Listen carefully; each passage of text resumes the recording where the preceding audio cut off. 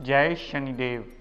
प्रिय दर्शकों, मैं राजेश जोशी आपका ज्योतिष जागृति केवल सत्य कार्यक्रम में आज फिर से स्वागत करता हूं। प्रिय दर्शकों, हमारी चर्चा चल रही है केतु देवता की प्लेसमेंट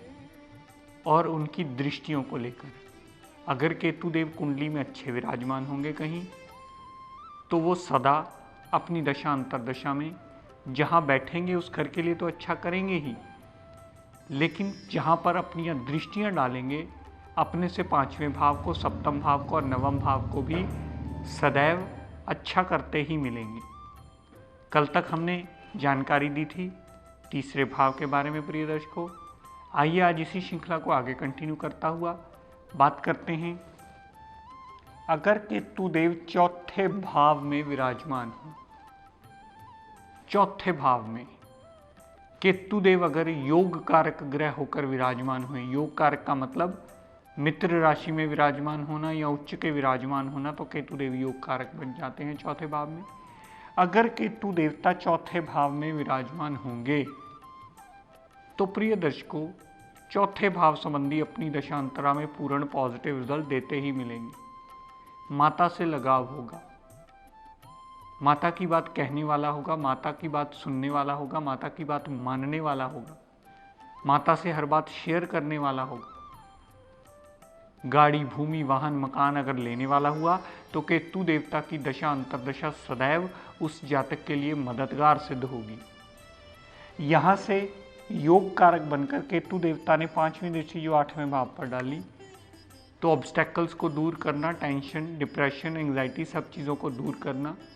अपनी मेहनत और अपने हार्डवर्क से अपने काम को सिरे चढ़ाना, ऐसी सारी चीज़ें अपने काम को पूर्ण करने के लिए सदैव लाभदायक सिद्ध होती हैं। तो केतु देवता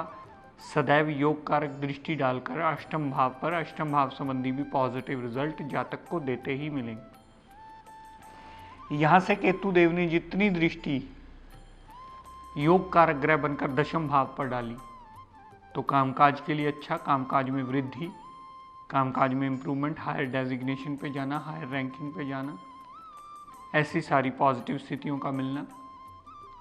कामकाज इम्प्रूवमेंट की ट्रैक पे आना, इंक्रीमेंट, प्रमोशन मिलना, हायर रैंकिंग पे जा कर के जातक की जिम्मेवारियों का बढ़ना, ऐसी सारी पॉजिटिव स्थितियां होती मिलेंगी। यहाँ से योग कारक ग्रह केतु देवता ने जितनी दृष्टि 12वें भाव पर डाली, नवम दृष्टि, विदेश जाना, विदेश सेटलमेंट होना, अस्पताल का खर्चा ना होना, फजूल के व्यय ना होना, धार्मिक यात्राएं होना,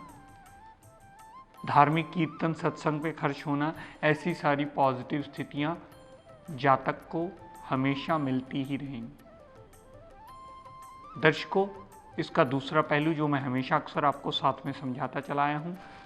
मेरा मेन मकसद यही है कि आप दोनों एस्पेक्ट समझने लग जाएं, ताकि कुंडली को कैलकुलेशन करने में आपको किसी प्रकार की कोई दिक्कत आए ही ना। क्योंकि प्लैनेट वही होता है, लेकिन लगन कुंडली और राशि के बदलने के साथ साथ उसकी स्थितियां बदल जाती हैं। यहीं चौथे भाव में अगर केतु देवता मारक ग्रह बनकर विराजमान हुए, यानी कि मारक ग्रह यानी शत्रु राशियों में या नीच अवस्था के हुए, तो अपनी दशा अंतरदशा में माता को कष्ट, माता से मनमुटाव, माता से मिसअंडरस्टैंडिंग होना, माता से बातचीत तक बंद हो जाना, ऐसी स्थितियां आती हैं। जातक का गाड़ी, भूमि, वाहन, मकान अगर लेने वाला हुआ तो वो जल्दी नहीं बन पाता। यहाँ से केतु देव ने जितनी दृष्टि मारक ग्रह बनकर अष्टम भाव पर डाली, तो ऑब्स्टेकल, टेंशन, डिप्रेशन, एंग्जाइटी को बढ़ावा देकर के जातक के लिए मुश्किलें कई गुना बढ़ोतरी करते ही मिलते हैं ये केतु देवता। यहाँ से केतु देव ने सातवीं दृष्टि जितनी दशम भाव पर डाली, तो कामकाज में ऑब्स्टेकल, चलता चलता काम रुक जाना, जॉब प्रमोशन ना होना, इंक्रीमेंट ना मिलना, ऐसी सारी नेगेटिव स्थितियां दशम भाव संबंधी मारक केतु देवता 7वीं दृष्टि डालकर आपको देते मिलेंगे। यहां से केतु देवता ने जितनी दृष्टि 12वें भाव पर डाली मारक ग्रह बनकर, तो 12वें भाव पर डाली हुई दृष्टि केतु देवता की हमेशा 12वें भाव संबंधी सारे नेगेटिव रिजल्ट देती मिले। फजूल के ऑब्स्टेकल बढ़ेंगे, फजूल के व्यय बढ़ेंगे, विदेश यात्रा होगी तो वो लाभान्वित नहीं होगी, अस्पताल के खर्चे होंगे, जेल यात्रा तक भी हो सकती है, विदेश यात्रा होगी तो वो भी लाभान्वित नहीं होगी। ऐसे सारे अशुभता के रिजल्ट चौथे भाव संबंधी, अष्टम, दशम और द्वादश भाव संबंधी आपको मारक केतु देवता की दशा अंतरदशा में अवश्य मिलेंगे। दर्शकों, यही केतु देवता अगर कुंडली के पंचम भाव में विराजमान हो और कुंडली के योग कारक ग्रह बनकर पंचम भाव में आए, तो पंचम भाव में योग कारक ग्रह बनकर आने से पंचम भाव संबंधी सारे पॉजिटिव रिजल्ट देते मिलेंगे। पंचम भाव में संतान के लिए अच्छा,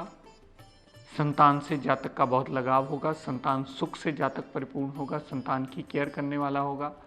संतान की बात मानने और सुनने वाला होगा, लवर मास में कामयाबी मिलेगी, अनसर्टेन गेन्स होंगे, माइंड मेमोरी विल पावर के लिए बहुत अच्छा होगा।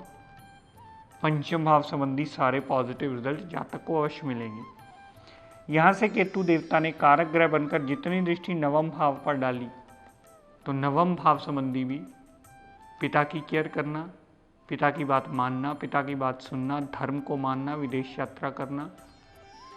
भाग्य जातक का साथ देना, ऐसी सारी पॉजिटिव स्थितियां जातक के लिए अवश्य क्रिएट होती हैं। यहाँ से केतु देवता ने योग कारक ग्रह होकर जितनी दृष्टि 11वें भाव पर डाली, तो बड़े भाई बहन की पूर्ण सपोर्ट मिलना, धन का आगमन होते रहना, छोटी मोटी हेल्थ प्रॉब्लम होना तो वो चली जाना केतु की दशा अंतरदशा में, और जातक की कोई भी इच्छा पूर्ति करने वाली हुई तो वो जातक के लिए सदैव मददगार सिद्ध होगी, क्योंकि केतु देव ने योग कारक ग्रह होकर दृष्टि डाली है 11वें भाव। तो 11वें भाव पर डाली हुई दृष्टि जातक की इच्छा पूर्ति करने में भी सहायक सिद्ध होगी। यहाँ से योग कारक केतु देवता ने जितनी दृष्टि लगन पर डाली, लगन पर डाली हुई दृष्टि केतु देवता की पर्सनैलिटी को अच्छा, सूझवान पर्सनैलिटी, समझदारी वाली वाणी बोलने वाला, हर बात को समझने वाला, कैलकुलेटिव माइंड होना,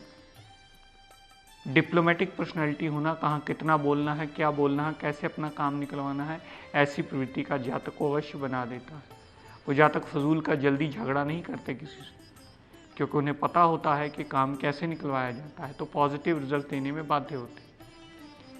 लेकिन इससे बिल्कुल विपरीत प्रिय दर्शकों, अगर केतुदेव मारक ग्रह बनकर पंचम भाव में विराजमान हो, तो संतान को कष्ट, संतान से कष्ट, लवर मास में नाकामयाबी, अनसर्टेन लॉस होना, पंचम भाव संबंधी सारे अशुभता के रिजल्ट, पेट में प्रॉब्लम होना, माइंड मेमोरी विल पावर का बहुत ज़्यादा पुअर होना और जातक डिप्रेशन तक की स्टेज में बहुत जल्दी चला जाता है। यहाँ से मारक केतु देवता ने जितनी दृष्टि नवम भाव पर डाली, तो केतु देव की दशा अंतरदशा में परिवार, पिता साथ देने वाले नहीं होते, भाग्य साथ नहीं देता, जातक धर्म को जल्दी नहीं मानता है, जातक का धर्म को जल्दी ना मानने से भाग्य भी उसका साथ नहीं देता, हर काम जिंदगी में डिले होता मिलता है। यहाँ से मारक केतु देवता ने जितनी दृष्टि 11वें भाव पर डाली, तो बड़े भाई बहन से क्लेश, धन का आगमन रुक जाना, इच्छा पूर्ति के पीछे भागना, वो जल्दी ना हो पाना, और 11वें भाव पर दृष्टि डालकर छोटी मोटी हेल्थ प्रॉब्लम को बढ़ोतरी में करके छोटी मोटी हेल्थ प्रॉब्लम लगाई ही रखते हैं। यहाँ से मारक केतु देवता ने जितनी दृष्टि लगन भाव पर डाली, तो पर्सनैलिटी, बिहेवियर, एटीट्यूड को नेगेटिव रिजल्ट्स में ला करके जातक की मुश्किलों को कई गुना बढ़ोतरी में करते ही मिलते हैं।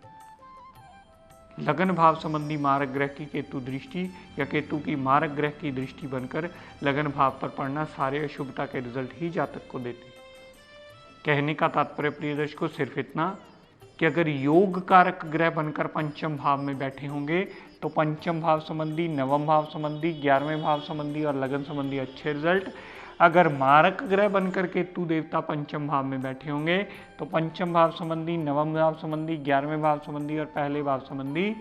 अशुभता के रिजल्ट ही जातक देता मिलेगा, जातक को वो ग्रह देता मिलेगा अपनी दशा अंतरदशा में। दर्शकों, यही केतु देवता कुंडली के छठे भाव में विराजमान हो।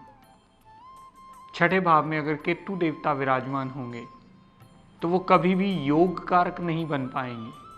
क्योंकि छठा भाव गलत है और वो ऐसी स्थिति में नहीं आते हैं कि वो विपरीत राज्यों की कंडीशन में आकर अच्छा फल दे पाएं, क्योंकि उनकी अपनी कोई राशि है ही नहीं। छठे भाव में अगर केतु देवता पड़े होंगे तो जब भी उनकी दशा अंतरदशा चलेगी, चाहे वो उच्च के ही क्यों न पड़े हों, लेकिन भाव गलत में होने की वजह से अपनी दशा अंतरदशा में सदैव जातक को कष्ट देते मिलेंगे। हेल्थ में प्रॉब्लम्स, रोग, ऋण, कर्जा, दुर्घटना, मुकदमा, कोर्ट केस, लिटिगेशन में फंसा करके जातक के लिए मुश्किलें कई गुना बढ़ोतरी करते मिलेंगे। यहाँ से मारक ग्रह बनकर केतु देवता ने जितनी दृष्टि दशम भाव पर डाली तो कामकाज में ऑब्स्टेकल, कामकाज रुकना, इंक्रीमेंट ना मिलना, प्रमोशन ना होना, कामकाज में नित्य नवी ऑब्स्टेकल खड़ी होना, कामकाज का सर्कल रुक जाना, हायर रैंकिंग में ना जा पाना, एक ही डेजिग्नेशन पे लंबे समय तक काम करना, ऐसी स्थितियां क्रिएट करते। यहाँ से छठे भाव से मारक केतु देवता ने जितनी दृष्टि 12वें भाव पर डाली, 12वें भाव पर डाली हुई दृष्टि केतु देवता की फजूल के व्यय बढ़ाने में, विदेश यात्रा करवाने में, जेल यात्रा करवाने में, अस्पताल के खर्चे बढ़ाने में, सारी चीज़ों में बढ़ोतरी करके जातक का जीवन यापन दूभर करती ही मिलती। यहाँ से मारक छठे भाव से केतु देवता ने जितनी दृष्टि नवी दूसरे भाव पर डाली, दूसरे भाव पर डाली हुई दृष्टि परिवार से अलग करवाएगी, परिवार साथ देने वाला नहीं होगा, धन का आगमन नहीं हो पाएगा, रुक जाएगा होता होता आगमन भी। जातक ऐसी वाणी बोलेगा जो सामने सुनने वाला कभी पसंद नहीं करता, उसकी वाणी में एक ऐसी कटुता आ जाएगी जो सामने वाले को गुस्सा दिलाने में बाध्य कर देगी और फिर जातक को उसका नुकसान भुगतना होगा। तो कहने का तात्पर्य प्रिय दर्शकों, छठा भाव गलत होने की वजह से यहाँ केतु देवता कभी अच्छा फल अपनी दशा अंतरदशा में देंगे ही नहीं। यहाँ सदैव वो खराब रिजल्ट ही देते मिलेंगे। छठे भाव संबंधी, दशम भाव संबंधी, 12वें भाव संबंधी और दूसरे भाव संबंधी सारी दृष्टियां डालकर खराब रिजल्ट ही देने में वो बाध्य होंगे। दर्शकों, आप में से सभी जातकों को निवेदन करूंगा कि अगर किसी भी जातक का ये एपिसोड देखने से रह जाए तो कृपया YouTube पर जाकर देख लें, क्योंकि बहुत सारे जातक, बहुत सारे दर्शक हमसे जुड़े हुए हैं। वो प्रोग्राम जैसे ही ख़त्म होने की कगार पे आता है, अगर कोई टेक्निकल प्रॉब्लम हो तो इमीडिएटली फ़ोन करके बोले, सर मुझे ये समझ में नहीं आया, ये समझा दीजिए। और मैं इस अवस्था में नहीं होता हूँ कि हर एक को फ़ोन पर अब डिटेल समझाने बैठूँ, तो उनके प्यार को मैं सर माथे पे रखता हूँ, लेकिन उनसे एक रिक्वेस्ट करता हूँ कि जब भी आपका कोई भी एपिसोड देखने से रह जाए तो कृपया YouTube पर जाकर, जैसे ही हमारा एपिसोड यहाँ ख़त्म होता है, इमीडिएटली वो YouTube में मोस्ट प्रोबेबली 10 बजे से पहले पहले हमारी कोशिश रहती है कि अपलोड कर दिया जाए, ताकि जो भी जातक आप में से देखने के इच्छुक हों वो YouTube पर जाकर देख करके लाभान्वित हों और ज्ञान का चक्षु अपना खोलकर इस विद्या को समझ पाएँ और अपने जीवन यापन को सही दिशा दे पाएँ। तो प्रिय दर्शकों, आज अपनी वाणी को यहीं विराम देता हुआ हम सब के लिए हमारे न्याय के देवता, हमारे शनिदेव का जो आजकल उच्च के चल रहे हैं गोचर में, हमारे न्याय के देवता से प्रार्थना करता हुआ कि हे हमारे न्याय के देवता, हे शनिदेव, अपनी कृपा दृष्टि, अपनी दया दृष्टि हम सब पर सदा बनाए रखें। जय शनिदेव। मैं राजेश जोशी आप सभी दर्शकों को अपनी तरफ से, अपने सारे ग्रुप जोशी एस्ट्रो ज्ञान गंगा ग्रुप की तरफ से बहुत सारी शुभकामनाएं देता हूं और ये प्रार्थना करता हूं, और मेरी कोशिश भी रहेगी कि आपको इस मंच के माध्यम से इस विद्या की सही जानकारी ऐसे ही देता चला जाऊं और आप इसे सीखकर लाभान्वित हो पाएं और वहमों भरमों से निकल पाएं। जय शनिदेव।